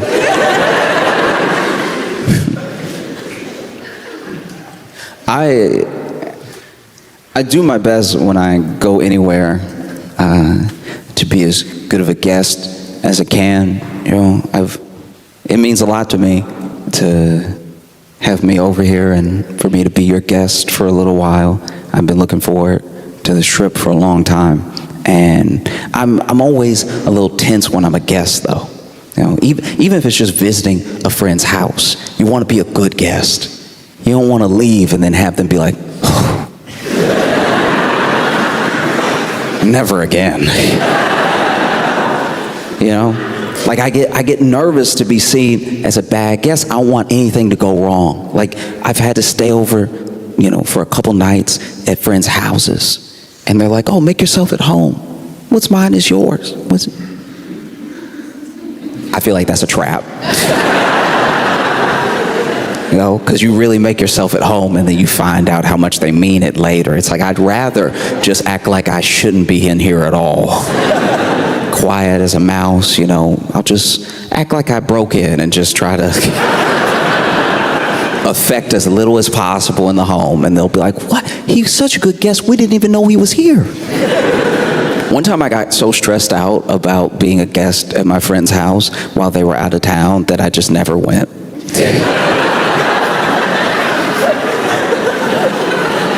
And they were like, Josh, our apartment looks amazing. Did you do all this cleaning before you left? I was like, yep, you know it. Wanted to leave it better than I found it, you know. Because even being the guest at a party, that's like a short-term guest. When you're just there for the party, you're just there for, you know, a few hours, maybe half the day if it goes long. And I'm terrified to be a bad guest there. I just don't want to be remembered in a bad light. And there was this one time where I went to a friend's party, and I'm not great at parties to begin with. You know, I'm very much in the corner, or if I know one person at the party, that will be the person that I'm talking to the entire party. Like, it will be a burden on them. Sometimes I see a friend that I know at a party and no one else, and I'm like, ooh, you about to have a bad time at this party. I hate that for you. I'm very sorry. But it's either talk to you or talk to a stranger, and come on. And so, you know, I was at this party, and my friend who actually invited me to the party was late. We were supposed to meet up together, and I misunderstood the text message. I thought they were already in there. So I knock on the door, I meet the host, I tell him, you know, oh, I'm friends with, and then he lets me in, which is a huge mistake. Because now I'm just sort of standing awkwardly while other people have a great time. And so I was like, you know what? You know what I'm gonna do? This is the fail-safe. Every time you need a break from social interaction, or you just need to get your bearings together because you're in a public place and you're sort of freaking out, you go to the bathroom. The bathroom is the safe haven, right? And so I walk to the bathroom, I close the door behind me, and it's a little dim in the bathroom, but I use the bathroom, right? Other reason to go. And as I'm stepping away from the toilet, I hear this little crunch, like under my feet, and I look at it, and it's all of this glass under my feet, and it looks like the actual light bulb either popped or broke or something, and then now I've stepped in it. And as I really started to look around the bathroom, I realized that it is an absolute disaster in there. It is horrifically bad. So the bathroom mirror is smashed. I didn't notice it at first when I walked in, and the glass is in the sink, and there's a little bit of blood in the sink, right? And so I'm standing there, and I look over at the tub, and the shower curtain is pulled back, and there's a fur coat in the tub, and I'm like, all these things are too much for one thing. You know what I mean? Like, this would be a shutting the bathroom down for a short period of time at the party if just one of them happened, and all of them are happening right now. And so I'm like, I don't know what to do. I flush. That's as much as I can clean up right now. And then I'm a bit panicked, so I get ready to just get out of the bathroom, because if I can get out scot-free, if no one sees me come out of the bathroom, someone else can address this thing, because I don't know anyone here. My only friend is late, and the host has just seen me once. So I get ready to, I don't even, admittedly, this is gross, sorry, but I wasn't even gonna wash my hands, because I was like, there's a whole bunch of blood in there anyway. They'd be dirtier than when they were unwashed. And so I get ready to pull on the doorknob, and I hear a knock. And I can't open the door. There's no way I could open the door and be like, all yours. You know? It's crazy in there. And so I hear the knock, and I think to myself, oh no. There's no way. First of all, if you need to go to the bathroom, the last thing you want is for someone to open the door and be like, all right, before you get in there.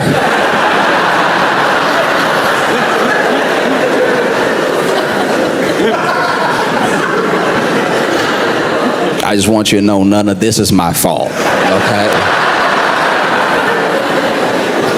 Before you walk in with judgment, just know anything can happen to anybody at any point. Like, if you had been a little quicker with your feet, this would have been you, okay? I don't know what to do as I'm just standing there. And I'm admittedly standing there for like way too long. Like, and I hear a knock again.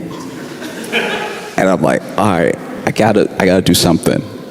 I gotta buy myself some time. And so I just say, 1 second. That's bought me 1 second.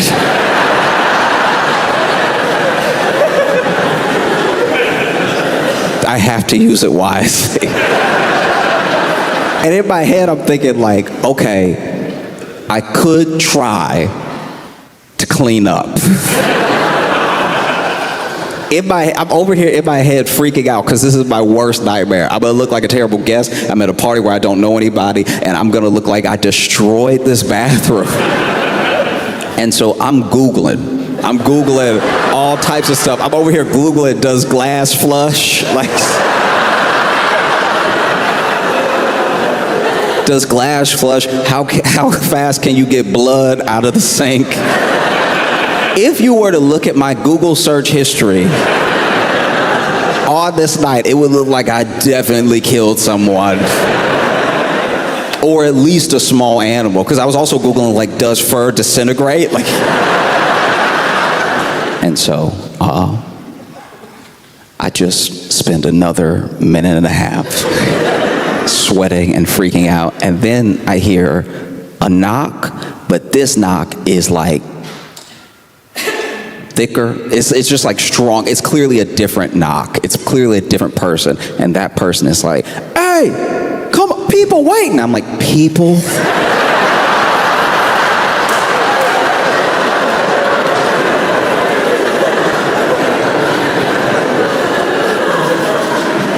People are waiting. Okay, all right. People implies more than one person, which does imply, plural, and plural could just be two. It could just be the initial guy that knocked and is very patient, or maybe left, who knows. Maybe he had to use the bathroom so bad that he left the party completely, but this person is adamant, hey, I gotta get in there, right? And he said, people are waiting. And so in my head, I'm like, okay, 2 people are waiting. And then he yells out, you got a line out here. What's happening in there? And I looked down at my phone, and I had been in the bathroom for like 15 minutes. Like, I had let this go way too far.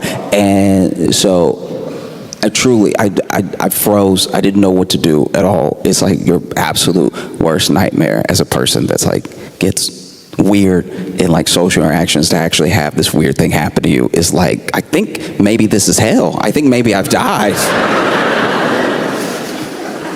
And so I'm pacing back and forth in the bathroom, which is only breaking more light bulb glass. And I finally look out of the little window, and I'm like, I'm gonna have to.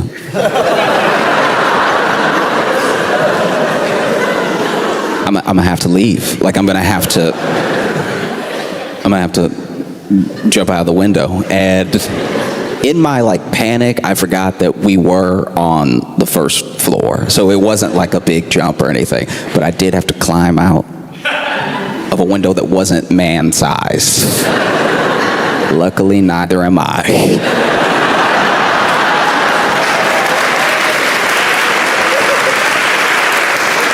I was squeezing my hips at like an angle, like I put my hips like diagonal to the edges of the window to get as much space as possible, and I wiggled out. I fell out of the window, and I tried as much as I could to like pull the window back up from outside so that people wouldn't be like, oh, whoever it was went out the window. And then I was like, what do I do though? What if someone saw me go in, remembers me perfectly even though they don't know me, and could point me out? You know, because I wear the same thing every day.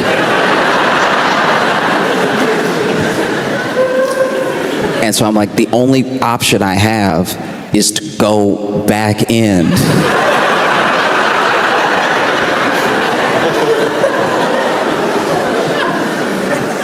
is to go back in and join the line for the bathroom.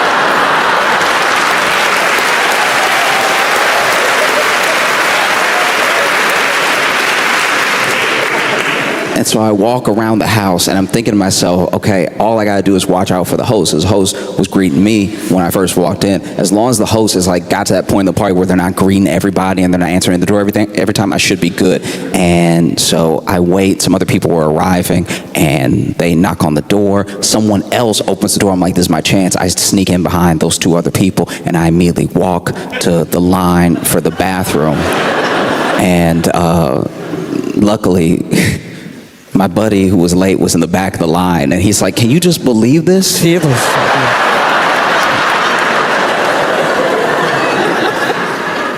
I do my best to be like a good house guest, you know, and especially when I travel, because when I travel, I have to do it as an American.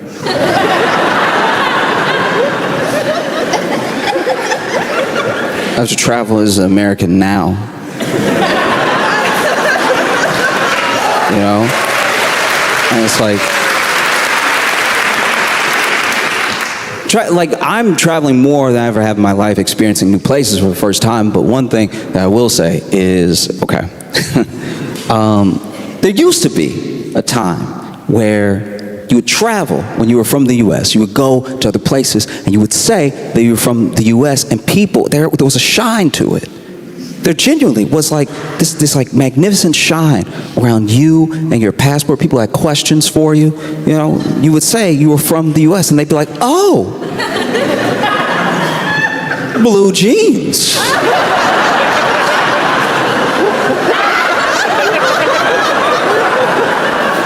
Wow. And then over time, the shine started to wear off a little bit, you know, like the way that we were perceived on the world stage started to change, and you would tell people that you were from the U.S. and they'd be like, oh yes, yeah, Beyonce.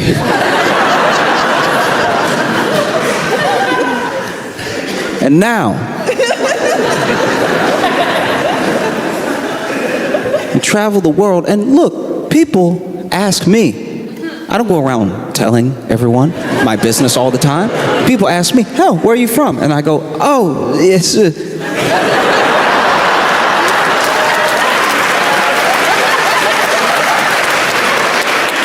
you know, it's American. And they're like, what? What? I didn't hear... oh, you know, it's United States.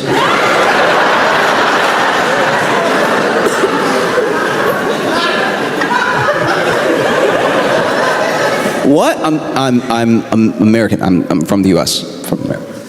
And I've traveled these past 2 weeks to Paris, Dublin, Brussels, Antwerp, now here. And there is a similarity. This happened more in Brussels and Antwerp than anywhere else, but it has also happened here where people will ask me where I'm visiting from, and then I will tell them. And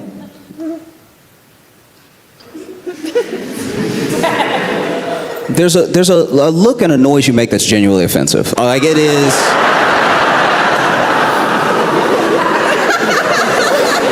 Once again, you asked me. I didn't say anything. I walk into the shop. Y'all are the ones, you know, asking questions and stuff. And I say that I'm from the U.S. I'm visiting from America. And then you go, oh.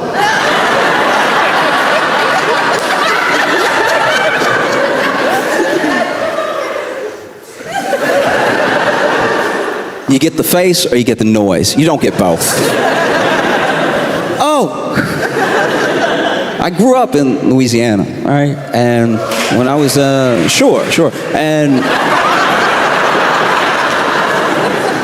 when I was in Louisiana, you know, I have friends who live in all different parts of the state. And one of my friends, he actually lives like, he's in like a rural area. He's in like, you know, some swamp area near the near the bayou and everything. There's a bunch of things floating in the water, a bunch of predators out there. You know, he does his hunting. He comes back home. That's mainly how he sustains himself and everything. And there was one time he was having a barbecue. A bunch of friends came over, and one of his buddies, Spence, came over and was having a cigarette off by himself. He walked off away from the barbecue to have his cigarette, and then sometime later, he comes back over, and in the back door, the way that a lot of the houses are built in Louisiana is you have your door and you have your screen door, and the screen door can keep out the bugs while also letting air flow into the home and everything. And so he pops his head near the screen door, and his head only, and Spence leans in and he says, "Hey, can you call an ambulance?" And our friend is like, "What? Why?"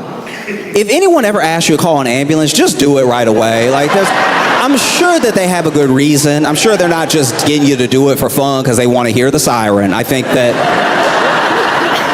they probably need some help. And so he's like, if you could just call him, that'd be great. Can you please just call him? You know, and he's being very calm. And so our friend walks up and pokes his head out of the screen door, and he sees that Spence, though calm, is standing there, and there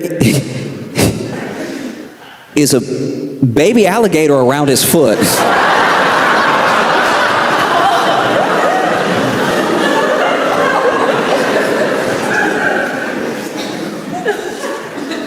And that's the way you look at me when I tell you that I'm from the U.S.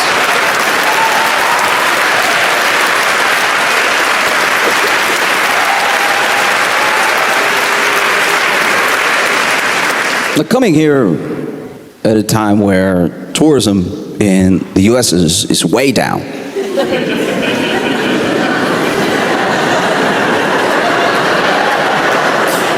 Yeah, people aren't coming to visit as often. It's like if you know, people used to love to come visit all the time, and then something happened.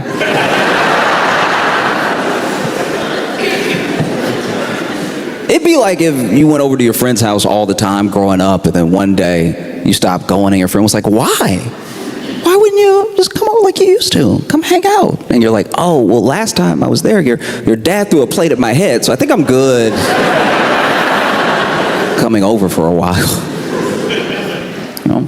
And so tourism is down in the U.S. People are choosing other places to go, and one of the main places that they're choosing to come is to Europe. Is all these places, like, you know, some people will come to Berlin. A lot of it is happening in Spain with Barcelona and Madrid, in Italy, you know, in Paris as well. And it's getting to the point where there's so much tourism, people are actually calling it like over tourism. You know, and this is happening at the same time as like massive heat waves, and like wild heat waves, some of which we've never seen before. It's never been as hot as it is now. It's very hot. Luckily, not here today. But this week you had, you know, one of your hottest days on record. I can't even imagine what that must have been like, because you all are like fit people. Like, you get on bikes to go put. You have to understand, my frame of reference is the U.S. So the fact that you're even walking next to a bike is leaps and bounds. You know, I can't imagine trying to ride a bike in that heat, or running. Some of you run.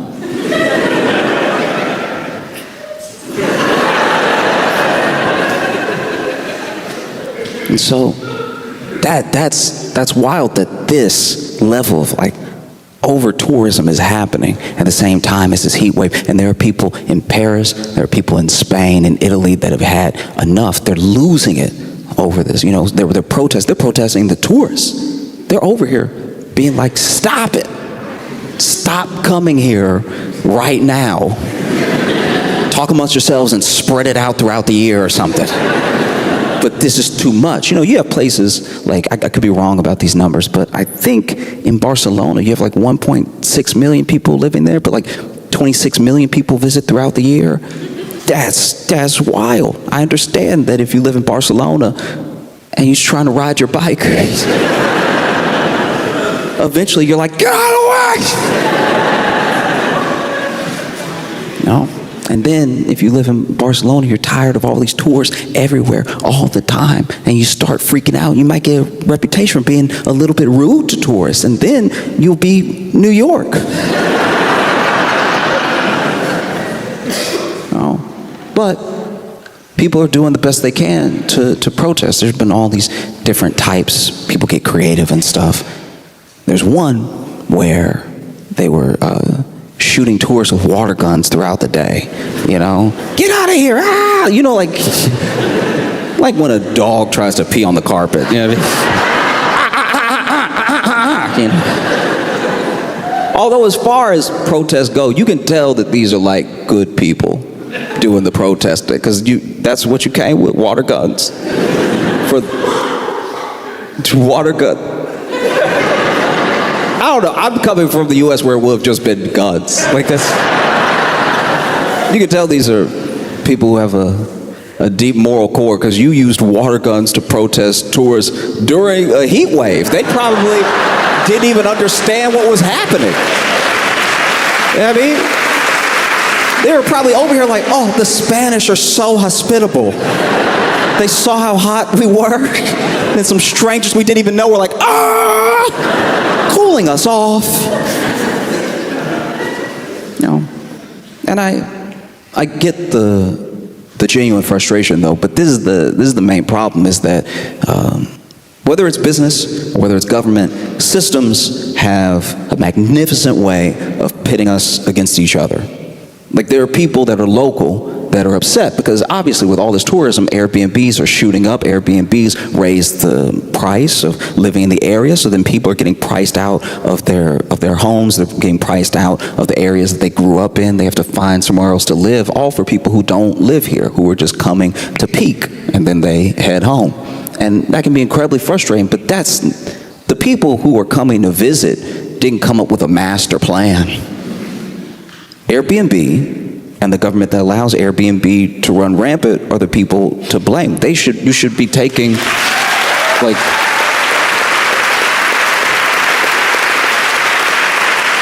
if you're gonna take anger out on anybody, it should be the local government and the Airbnb that allows it to run rampant. You should be using the water guns on the computers.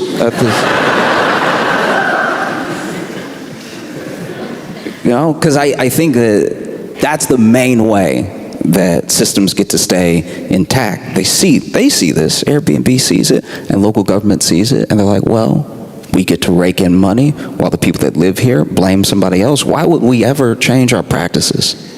You know, and I don't really know what the exact fix is. You know, I remember when Airbnb was like at your house.